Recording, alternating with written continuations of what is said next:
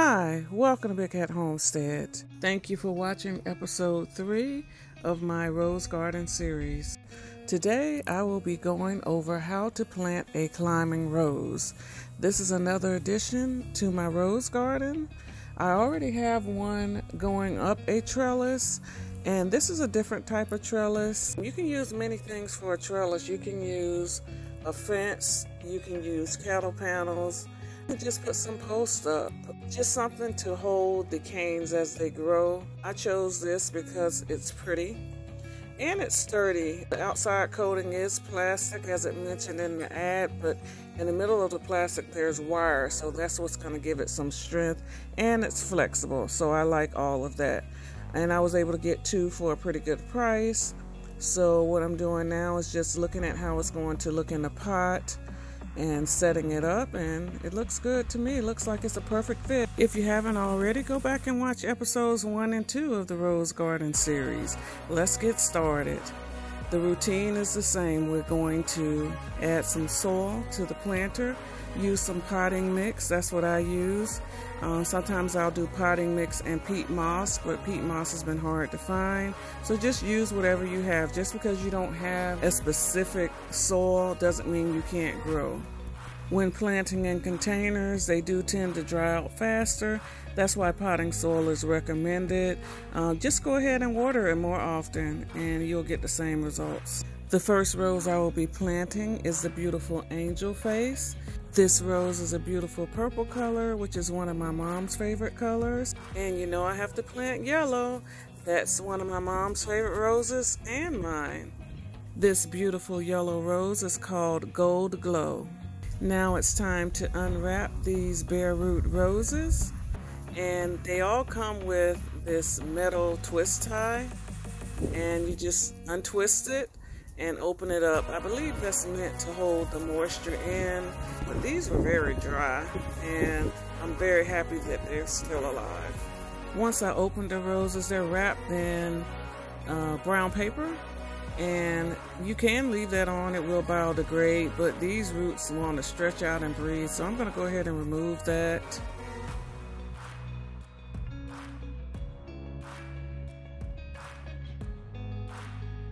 I'm going to set this one down and go ahead and open the other one as well.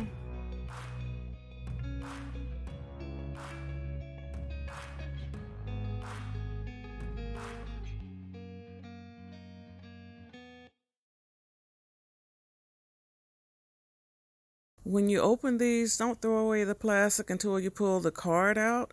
There's an information card in the packet, so go ahead and take that. I'm just going to pin these to the side of the containers with the wire twist tie until I can make a label.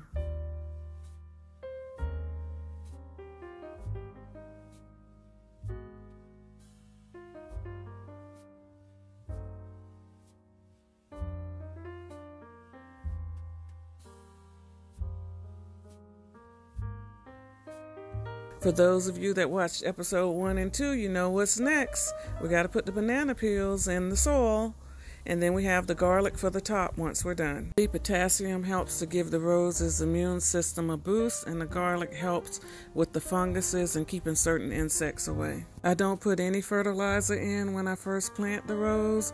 You want to see what it needs. Just watch it, let it get rooted, get established, and then you can see if you need to add fertilizer at that time. But however, you do want to fertilize it a few times a year, unless you use a yearly fertilizer, then that would be once a season.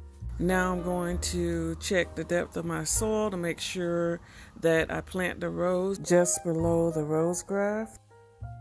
And then I'll go ahead and remove the rest of the paper. You don't want to cover up that graft area.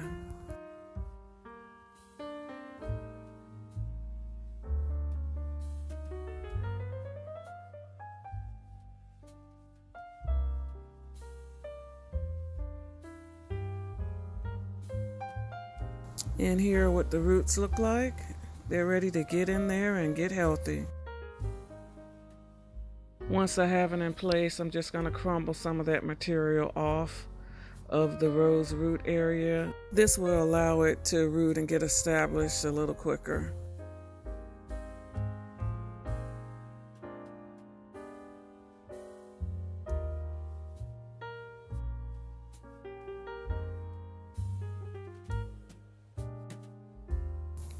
Let's move on to the second rose.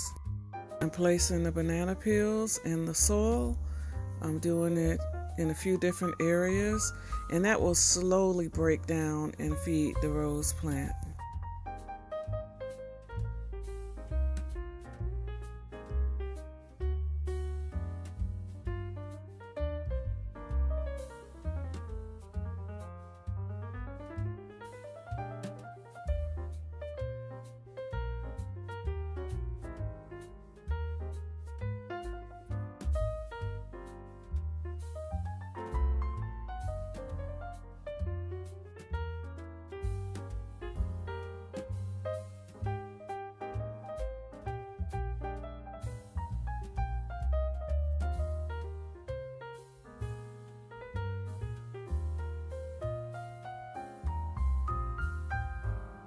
Now I'm watering the roses in.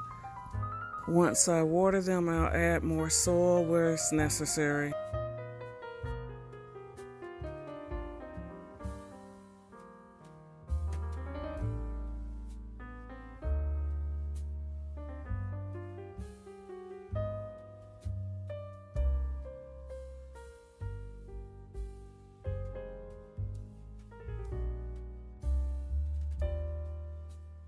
I'm also taking off any damaged or diseased leaves.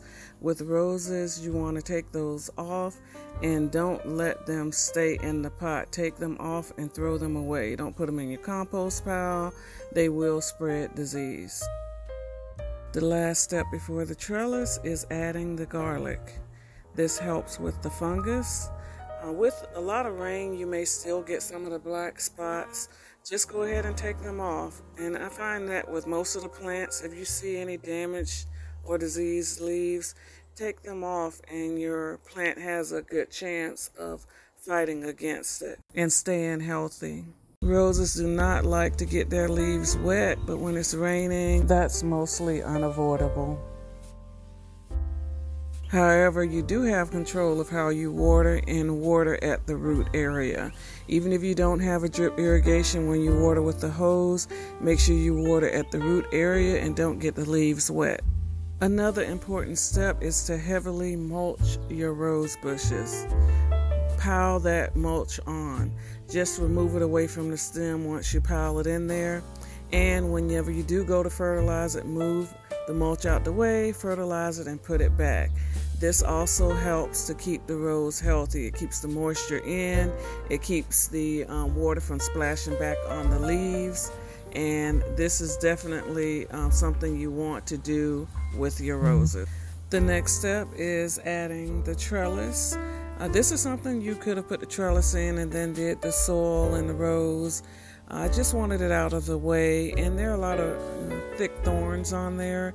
So for me, this is the best way, but you don't have to do it this way. You can go ahead, especially if your rose is smaller, you can go ahead and put the trellis in, then add the soil in the roses, and that will give it some extra stability. And if you're using a fence or a cattle panel or any type of trellising material like that, just sit the rose next to it, and as the canes grow, you will tie it to the trellis. That's what I will do with this trellis.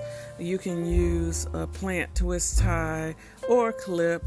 You can take yarn, just something that will loosely hold the cane in place so it can still continue to grow.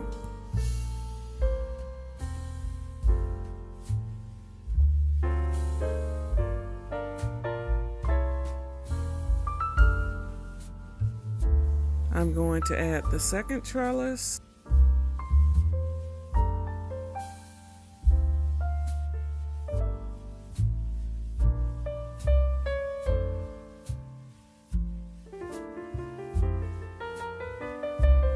This trellis is sturdy enough for this project that I'm working on. I would recommend you get a pot that's the same diameter so that it will also provide more stability and structure.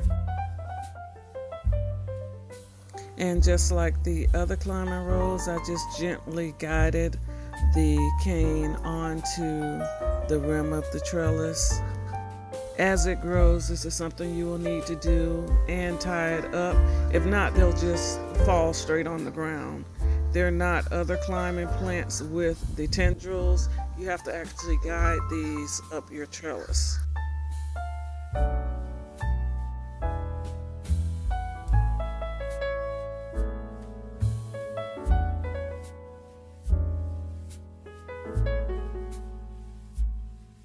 Climbing roses can grow 6 to 12 feet long and 3 to 4 feet wide. So I will need to make sure I prune this accordingly. This trellis is 6 feet tall and about 2 feet wide. So I will let them hang out a little bit just to give that beautiful blooming climbing rose effect. Okay, we're all done with this episode. I hope you enjoyed it. We have our beautiful angel face and our golden glow. Thank you for watching. Bye.